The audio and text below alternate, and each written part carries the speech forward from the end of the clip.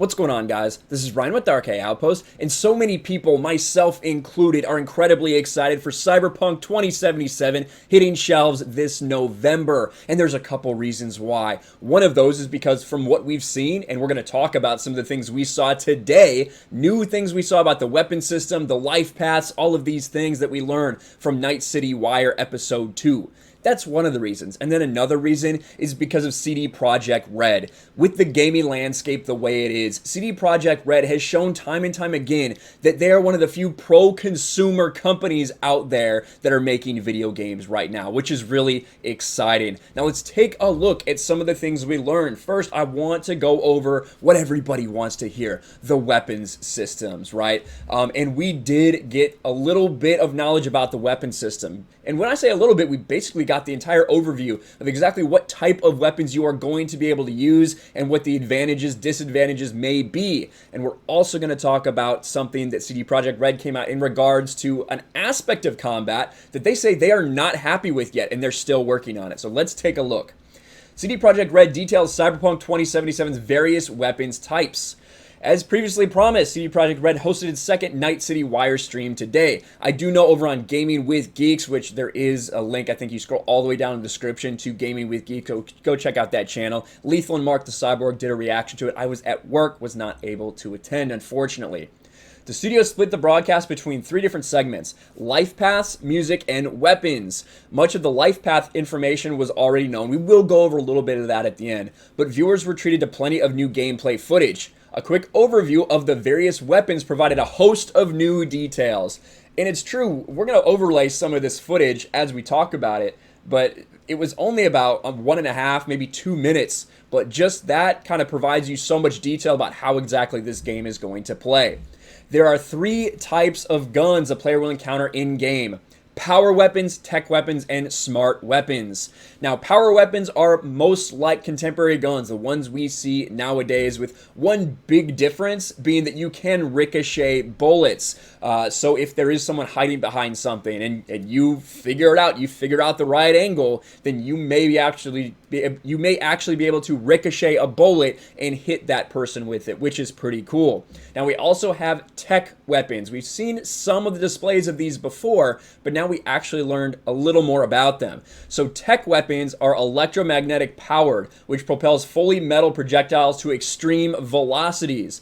Now, apparently, the projectiles can go so fast and they're so powerful that they can pierce through cover and still do devastating damage to enemies in hiding. So that is what tech weapons are going to be used for. And then we have the thing that maybe looks the coolest, the smart weapons. The smart weapons which are going to lock onto enemies, no aiming required.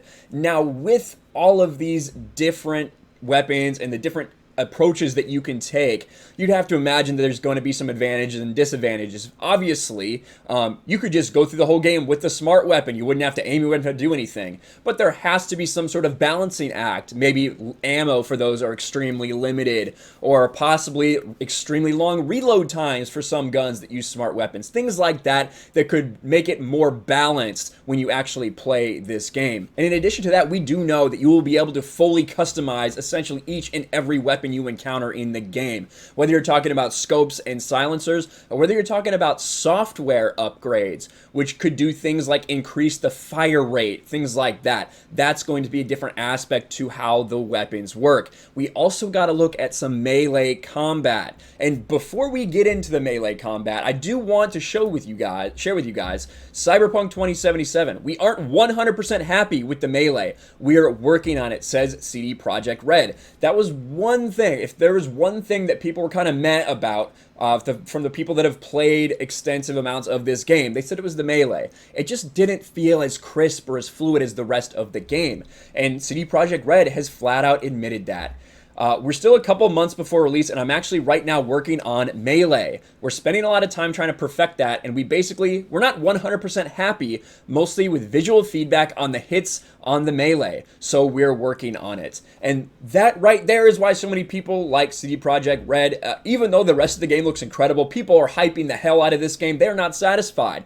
They are going to go back, and they are going to make sure that it is perfect as they can make it before they have someone pay them money for it, which I think a lot of people respect. Now, specifically about the melee, and again, you can see shots of this. We did see the thermal katana melee weapon, which, especially after playing Ghost of Tsushima, I can imagine why I would like to play with the thermal katana. But then we also saw cyberware. Now, cyberware, I think, is going to be where it gets really interesting for Cyberpunk 2077, because your body can be a weapon. Your body can be customizable. A couple things that we saw in this were the Mantis Blades cyberware. The Mantis Blade cyberware are essentially swords that you have in your arms, and quite frankly, they just look badass. They really do.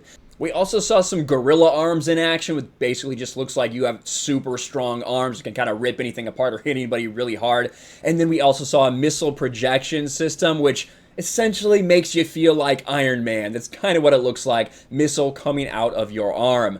So with all these things, it did, just this brief time, did get me pretty hyped for the different weapons and the way that you can customize how you want to play the game exactly how you want. So I'm hyped for these weapons. I'm looking forward. As you play, it is an RPG, so as you play, you're going to develop your skills, and V is going to be able to handle these weapons better. You're going to get more upgrades, whether it's talking about reload speed, fire rate, things like that. Really looking forward to that. And then I did just want to cover a little bit about what we know about the backstory. So there are going to be 3 life paths that you can essentially have, which is going to affect where you came from and how you view the world and how everyone else views you. So you have Nomad, Corpo, and Street Kid. Now, Street Kid basically is exactly what it sounds like, and we've heard a little bit about these before, but we got a few more details today. And again, I'll overlay some of that gameplay. Street Kid is essentially what it sounds like. You grew up in the streets, in the inner city, poor, with poor neighbors that all kind of helped each other, and it was a rough life. That is essentially what the Street Kid is, and you start lower level in some criminal organization and work your way up. Now, in Nomad to me seems like it could be interesting, but maybe some people won't play it because it's not going to seem as entertaining possibly as the other ones. Nomad, you grew up in the outskirts. You didn't grow up with a lot of people around you. You kind of chose your family. And that's essentially how they're phrasing it. And you've lost your family, which is why you're going to Night City to figure it out. Then you have Corpo. Corpo is someone who starts at the bottom of a shady corporate ladder, trying to do anything they can to work their way up. Seems like it's going to be a little more ritzy, a little more glamorous, kind of like that. Corpo would be probably what I think is going to be the second most played. I think most people are going to play Street Kid, but that's just me. I might try to play all 3 of them at some point in time, but we did get a lot of information today, specifically about the weapons. We also got a little bit about the music, and they talked about Johnny Silverhand a little bit. I actually have a sick Johnny Silverhand figure down there, statue that I need to put up somewhere. Eventually, I'm sure I will get to that.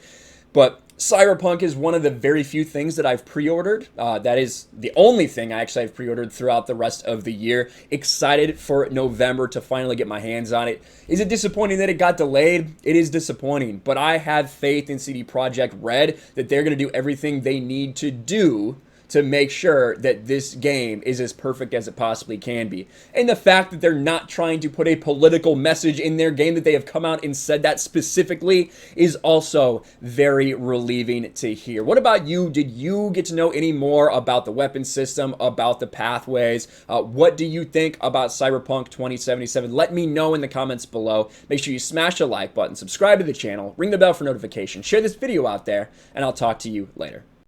Thanks for watching, everyone, and a huge shout out to my patrons. I appreciate you guys so much. Want to follow me on Twitter or Instagram?